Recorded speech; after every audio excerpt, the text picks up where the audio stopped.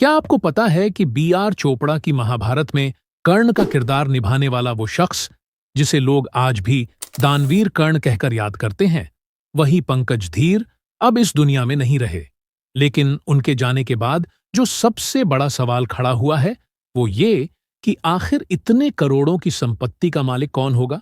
सोचिए, एक इंसान जिसने पूरी जिंदगी एक्टिंग में नाम कमाया, फिल्मों और सीरियल्स में काम करके करोड़ों की प्रॉपर्टी बनाई, जिसके पास आलीशान घर, लग्जरी गाड़ियां और मुंबई से लेकर बाहर तक संपत्तियां थीं।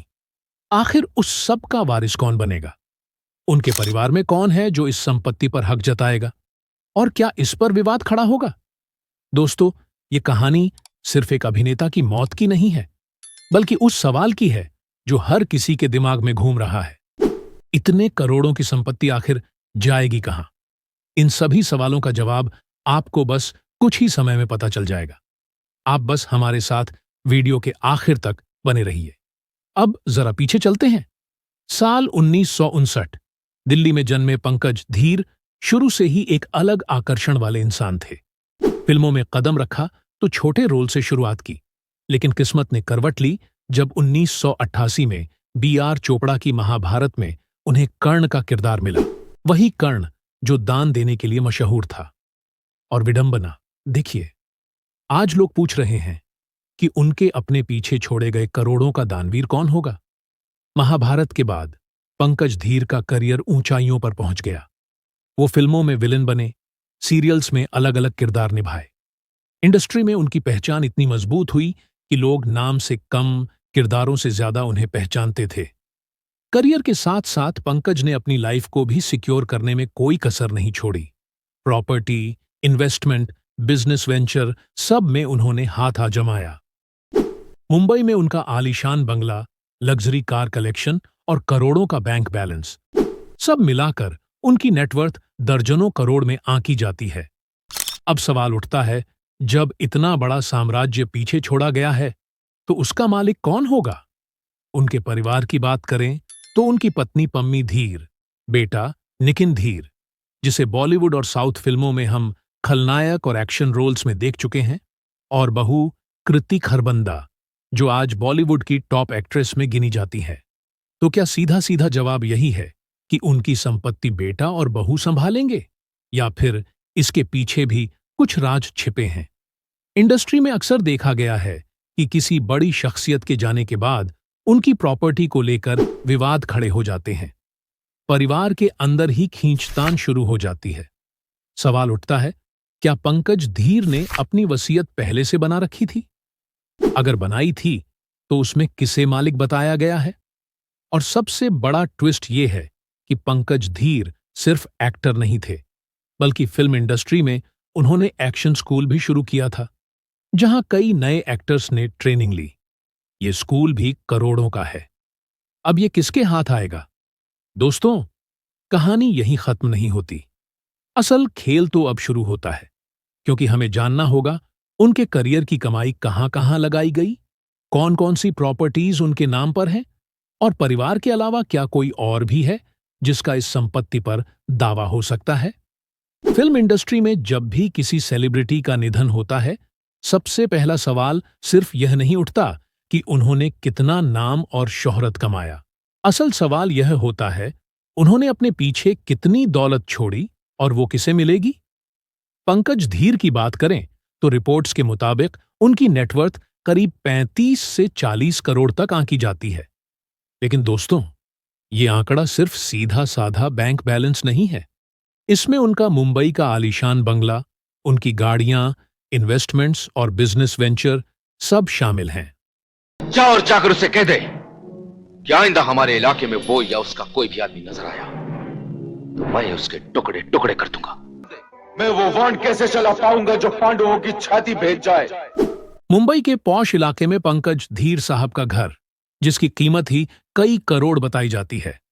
फिल्मी गलियारों में कहा जाता है कि इस घर की कीमत 20 करोड़ से भी ऊपर है। यही वो घर है जहां पंकज धीर ने अपनी जिंदगी के सबसे बड़े पल बिताए और जहां इंडस्ट्री के कई दिग्गज कलाकार आते जाते रहे। लेकिन कहानी यहीं खत्म नहीं होती। प्रॉपर्टी सिर्फ मुंबई तक सीमित नहीं थी। दिल्ली, जहां से उनका ताल्लुक था, वहां भी उनकी जमीन और फ्लैट्स बताए जाते हैं। इसके अलावा उन्होंने बिजनेस इन्वेस्टमेंट्स भी किए, जिनमें सबसे बड़ा नाम है उनका स्टंट स्कूल, जिसे उन्होंने खुद शुरू किया था। ये वही स्कूल है जहां से कई बड़े एक्टर्स और स्टंटमैन ट्रेनिंग लेकर निकले हैं। अब सवाल यह है कि इस करोड़ों के बिजनेस का मालिक कौन होगा? यहां पर तस्वीर थोड़ी साफ होती है, क्योंकि पंकज धीर का बेटा निखिल धीर खुद फिल्म इंडस्ट्री में एक्टिव है। उन्होंने चेन्नई एक्सप्रेस में शाहरुख खान के खिलाफ विलेन का रोल निभाया था। दबंग 2 में सलमान खान से भिड़े थे और कई साउथ फिल्मों में भी दिख चुके हैं। यानी उनका फिल्मी करियर और पिता की विरासत दोनों एक दूसरे से जुड़े हुए हैं। तो क्या ये साफ है कि पंकज धीर की संपत्ति का सबसे बड़ा हिस्सा बेटे निखिल को ही जाएगा? देखा जाए तो भारतीय कानून के हिसाब से अगर कोई वसीयत न बनाई हो तो संपत्ति का बंटवारा पत्नी और बच्चों में होता है। यानी उनकी पत्नी पम्मी धीर और बेटा निखिल दोनों बराबर के हकदार होंगे। लेकिन अगर वसीयत है तो खेल पूरी तरह बदल सकता है। यहीं से कहानी में सस्पेंस शुरू होता है। क्या पंकज धीर ने अपनी वसीयत बनाई थी? अगर बनाई थी तो उसमें सिर्फ परिवार का नाम लिखा है या किसी और को भी हिस्सेदार बनाया गया है? इंडस्ट्री में चर्चा है कि पंकज धीर ने अपने आखिरी दिनों में, जब वह कैंसर से जूझ रहे थे, सब कुछ पहले से प्लान कर लिया था, क्योंकि उन्हें पता था कि उनकी बीमारी लंबी चल रही है और शायद वो ज्यादा वक्त तक नहीं लड़ पाएंगे। ऐसे में उन्होंने वसीयत को लेकर कोई अधूरा सवाल नहीं छोड़ा। लेकिन वसीयत सिर्फ नाम लिखने भर से पूरी नहीं होती। उसमें यह भी लिखा होता है कि कौन सी प्रॉपर्टी किसे मिलेगी, बिजनेस कौन संभालेगा और बैंक खातों का मालिक कौन होगा।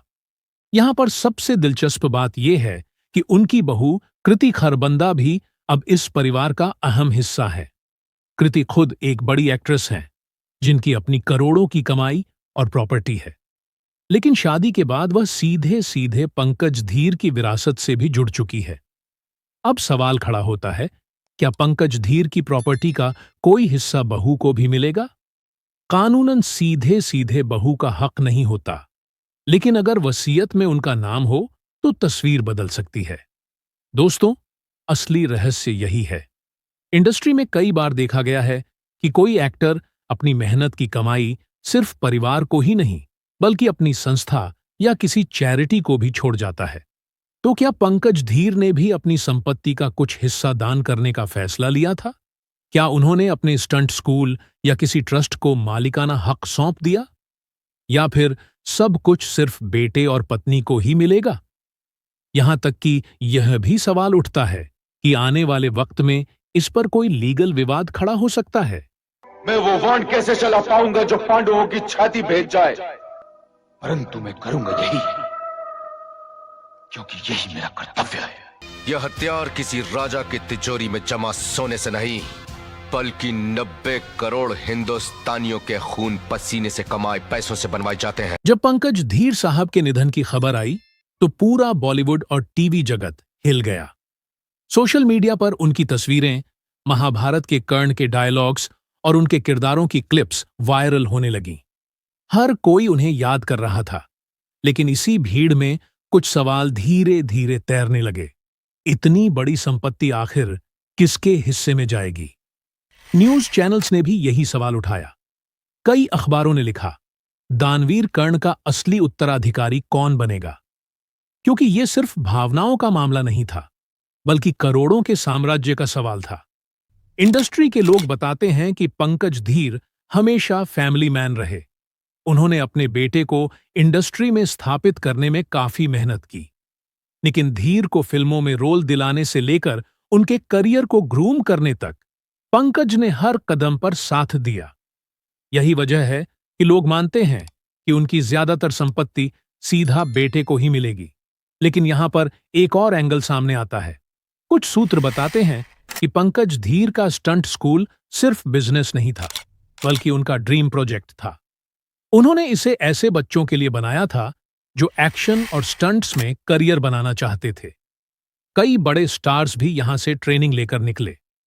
तो क्या संभव है कि उन्होंने इस स्कूल को किसी ट्रस्ट या संस्था के नाम कर दिया हो ताकि यह हमेशा चलता रहे? इंडस्ट्री में चर्चा है कि पंकज धीर बेहद भावुक इंसान थे। वो अक्सर कहते थे कि इंसान की असली विरासत पैसा नहीं, बल्कि उसके कर्म होते हैं।